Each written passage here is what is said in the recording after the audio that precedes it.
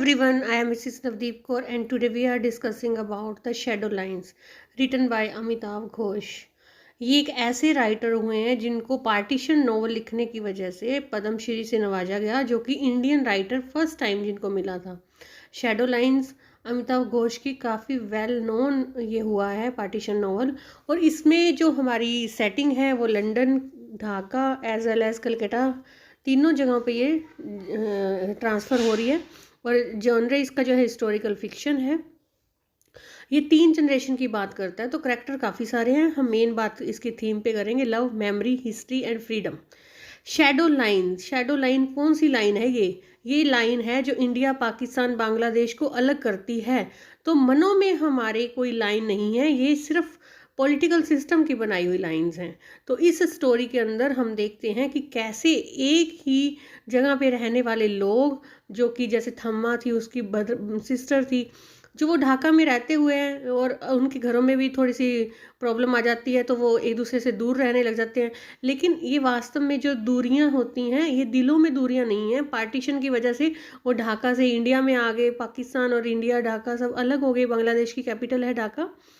तो वो जहाँ पे भी रहते हैं, तो ये जो नरेटर होती है हमारी, इसमें अननेम्ड नरेटर बताया गया है, नरेटर है जो वो अननेम्ड बताया गया है। तो वो कैसे सारी स्टोरी इधर से कलकत्ता की सुनता है, लंदन की सुनता है, 2 पार्ट्स में ये डिवाइड है।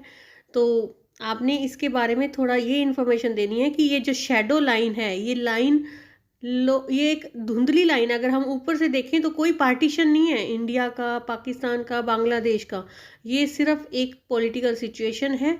तो ये एक हिस्टोरिकल कंटेक्स्ट से लिखी गई है, जो कि 1947 में हमारा भारत आज़ाद हो गया, और 1971 पार्टीशन ऑफ बांग्लादेश के टाइम पे जो सिविल वॉर चल रहा था, उसकी वजह से जो सिचुएशन पैदा हुई थी, उन सब को ये बता रहा है। जो बॉर्डर्स पे जो सिचुएशन थी, उनकी ये शैडो लाइन के द्वारा प्रेजेंट किया गया है। पॉइंट ऑफ व्यू इसका फर्स्ट पर्सन है, अननेम्ड नरेटर है।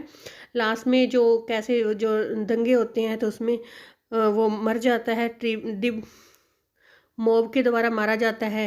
सक्सेसफुल लव नहीं होता नरेटर का, जिसे वो प्यार करता है, वो आगे किसी और से लंदन में प्यार कर रही होती है।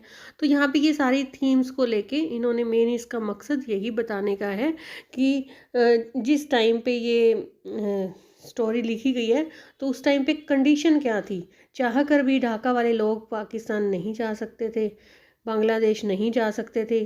उनके दिलों में कोई पार्टीशन नहीं था, ये सिर्फ शैडो लाइन थी उनके लिए। तो ये टाइटल की ये सिग्निफिकेंस बताती है कि पार्टीशन के टाइम जो ये लाइन खींची गई, बॉर्डर्स बनाए गए, वो पॉलिटिकल थे। डिवीज़न हुई, लेकिन ये दिलों में डिवीज़न नहीं थी। लेकिन ये डिवीज़न की वजह से कई लोग मर रहे थे।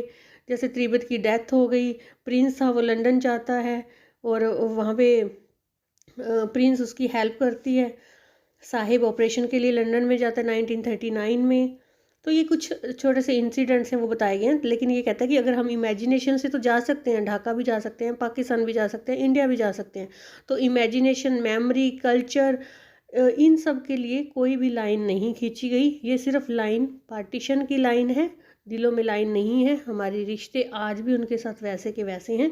तो ये मेन जो थम्मा नरेटर है, ग्रैंड मदर थी, नरेटर की ग्रैंड मदर थी, और माया देवी उसकी सिस्टर थी। उन दोनों फैमिलीज़ के आगे से आगे बच्चों की स्टोरी बताई गई, 3 जनरेशन के बारे में बताया गया। लेकिन आपने मेन इसका टाइटल को डिस्क्राइब करना कि कैसे पार्टीशन के टाइम सिविल वॉर में लोग मारे गए, बेकसूर मारे गए, जो कि किसी दूसरे की हेल्प कर रहा था। ट्रीडिब जो था, जो सारी कहानियाँ भी बताता होता था नरेटर को, तो वही उसी से इंस्पायर होके नरेटर ने ये सारी स्टोरीज़ लिखी। नरेटर तो कलकत्ता में रहता था, लेकिन वो सबसे त्रिबट से सारी जगह की स्टोरी सुनता रहता था और उनके बारे में लिखता था। उस टाइम के लोगों की मेंटालिटी के बारे में बताया गया है। इमेजिनेशन से हम कहीं पे भी जा सकते हैं आउट ऑफ द वर्ल्ड, लेकिन जो बाउंड्रीज़ हैं वो हमें मना करती हैं कि हम एक कंट्री से दूसरी कंट्री नहीं जा सकते। Hope you understand each and everything. Thank you and have a nice day.